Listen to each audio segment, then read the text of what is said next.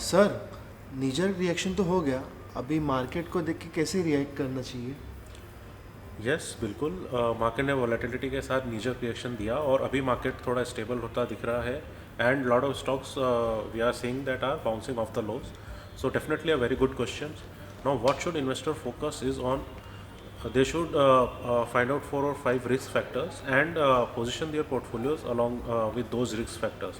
आपके लिए हमने वो रिस्क फैक्टर्स फाइंड आउट कर रखे हैं जो कि एक मेजर रिस्क फैक्टर होंगे बहुत ग्लोबल एंड इंडियन मार्केट्स के लिए. पहला रिस्क फैक्टर है ग्रोथ. तो आपको ये देखना है और आपको ये मॉनिटर करना है कि इंडिया की इकोनॉमिक ग्रोथ और वर्ल्ड की इकोनॉमिक ग्रोथ कैसी होने वाली है नेक्स्ट फ्यू क्वार्टर्स और फ्यू ईयर्स के लिए.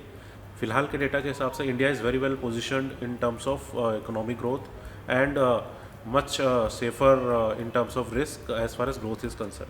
दूसरा रिस्क फैक्टर है इन्फ्लेशन और interest rate because they both fuel each other. So right now inflation is a global phenomenon and India is also not out of it.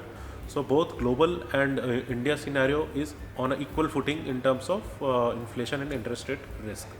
तीसरा है आपका geopolitical uncertainties. So globally the world is much worse and India is much better placed in terms of you can say geopolitical और political stability और policy continuity. So India एक बहुत अच्छी position पे है in comparison with world.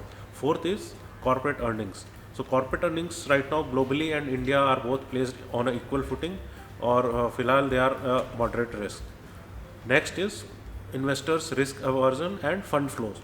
सो जैसे कि आपको पता ही है ग्लोबल अनसर्टेनिटीज लास्ट मंथ से स्टार्ट हुई and interest rate and inflation is also higher.